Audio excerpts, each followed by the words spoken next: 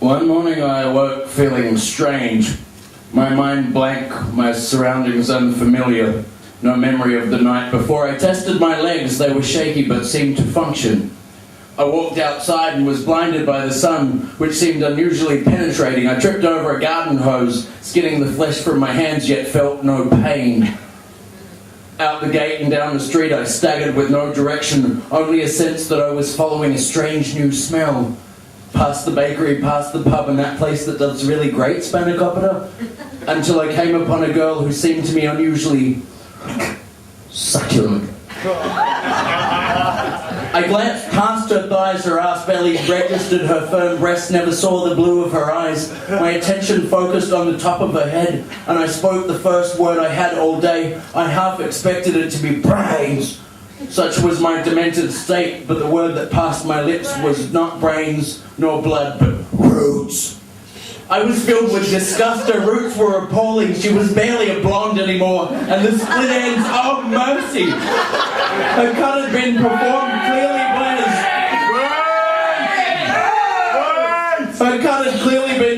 by a zoo animal with a 10-year-old back issue of Vogue and a pair of blunt nail scissors. I dragged her back to my house, and to the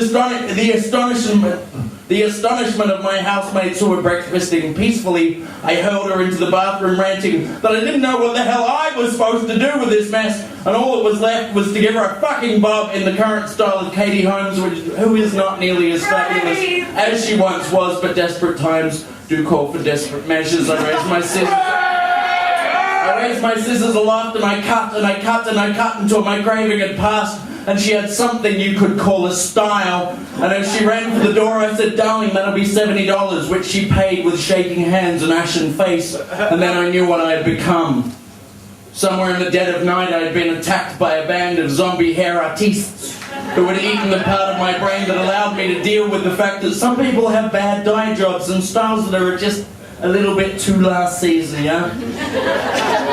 And so as I rampaged through the city with a shoulder bag full of product, I'm joined by others similarly afflicted, and together we make the people of this city more glam than they have ever been. But the army isn't interested in style, and we're forced to flee their guns and their tanks, dragging our clients under bridges and into back alleyways, cloaked by cover of darkness, living like very attractive fugitives.